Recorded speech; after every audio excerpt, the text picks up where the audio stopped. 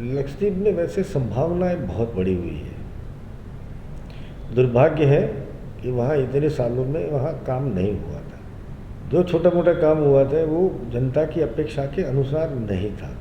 वहाँ की कुदरती सौंदर्य को देखे बहुत संभावना है।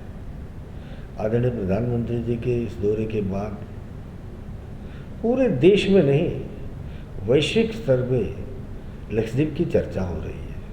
गूगल सर्च में लक्षद्वीप को सर्च करने वाले 2 दिन तक वो ट्रेंड चला।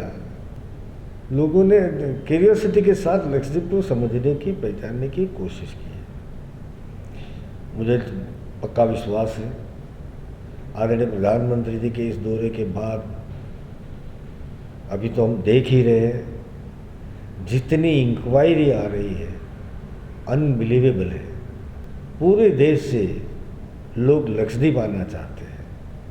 ये लक्षद्वीप वासियों के लिए भी ये बहुत बड़ा सुंदर अवसर है। वहाँ रोजगार के अवसर भी बढ़ेंगे, उनकी पर कैपिटा इनकम में बढ़ोतरी होगी। छोटे छोटे सभी लोगों को कुछ ना कुछ काम जरूर मिलेगा। मैं आदरणीय प्रधानमंत्री जी का हृदय से अभिनंदन करता हूँ, धन्यवाद करता हूँ कि उनके सिर्फ इतने दौरे से पूरे लक्षद्वीप में अनबिलीवेबल चेंज होगा और वहाँ की इकोनॉमी को बहुत बड़ा बूस्ट मिलेगा। नए प्रोजेक्ट की क्या क्या तैयारी सर टूरिज्म को लेकर? टूरिज्म को लेके अभी सुहेली और कड़मत दोनों जगह पे वाटर विला का काम अभी चालू हो गया है। वहाँ पे वैसे देखा जाए तो 200-250 कमरे नए वहाँ बनने जा रहे हैं। हमारे पास भी अभी इंफ्रास्ट्रक्चर है। इसके अलावा भी हम करीब करीब 1000 नए एकोमोडेशन की व्यवस्था खड़ी करने के लिए पूरी कोशिश कर रहे हैं। पूरा काम चल रहा है, पाइपलाइन में है और आने वाले दिनों में वो काम जल्द ही पूरा हो जाएगा, जिसके कारण टूरिस्ट को पूरी सुविधा भी उपलब्ध होगी।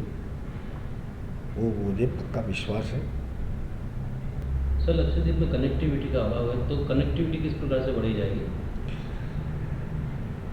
जहाँ तक कनेक्टिविटी का सवाल है, हम अभी 2 तरह से जुड़े हुए हैं।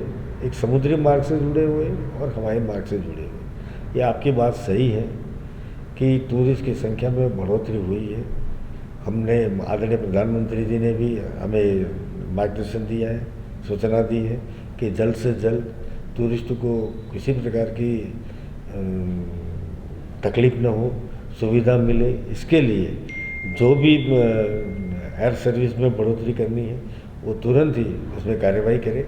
हमने भी इस विषय में अपना काम शुरू कर दिया है और जल्द ही ज़्यादा सेवाएं शुरू हो जाएगी। सर अभी वर्ल्ड क्लास इंटरनेशनल एयरपोर्ट की कुछ घोषणा हुई, वो किस तरह से सर? अभी जो लक्षद्वीप में एक ही एयरपोर्ट है, वो छोटा एयरपोर्ट है। वहाँ एयरबस 320 जैसे बड़े जहाज लैंड नहीं हो सकते। लोगों को हज में जाना हो, विदेश में जाना हो, देश के अन्य कई हिस्सों में जाना हो तो थोड़ी तकलीफ होती है। ये सारी समस्याओं को देखते हुए आदरणीय प्रधानमंत्री जी ने हमें इस दिशा में कार्रवाई करने के लिए दिशा निर्देश दिए थे। हमने सारा जितना भी एयरपोर्ट बनाने के लिए जो भी प्रक्रिया करनी थी वो सारी प्रक्रिया हमें करके भारत सरकार ने भेज दी है। हमें जो जानकारी मिली है वो जल्द ही अगति का बहुत बड़ा नया एयरपोर्ट बनने जा रहा है, ऐसा हमें जानकारी मिली है। और ये एयरपोर्ट बनने के बाद प्रदेश में प्रदेशवासियों को सुविधा के नए अवसर जरूर प्राप्त होंगे। सर भारत के कई टूरिस्ट मालदीव जाते हैं, तो यूनिटेरी लक्षद्वीप किस प्रकार से उससे बेहतर होगा? देखो, ये आपकी बात, आपने जो प्रश्न पूछा बहुत अच्छा है।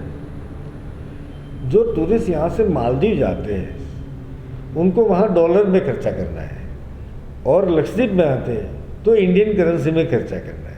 और वैसे भी आदरणीय प्रधानमंत्री जी ने कहा है कि make in India, vocal for local, है, स्वदेशी चीज़ों का इस्तेमाल करें। हमारे देश में तो बहुत विपुल संभावना है हर एक क्षेत्र में, रिलीजियस टूरिज्म हो या ये टूरिज्म हो।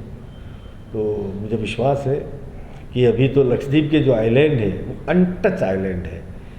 यहाँ की सुंदरता का शब्दों में वर्णन नहीं हो सकता है। और विशेष करके आदरणीय प्रधानमंत्री जी के इस दौरे के बाद लोगों में बहुत ही उत्साह है, उमंग है कि वो लक्षद्वीप में आए, उस लक्षद्वीप को समझे, लक्षद्वीप का लाभ उठाए। और हम सभी को हृदय से उनका स्वागत भी करते हैं, निमंत्रण भी देते हैं कि लक्षद्वीप जरूर पधारें और हमें सेवा का अवसर दीजिए।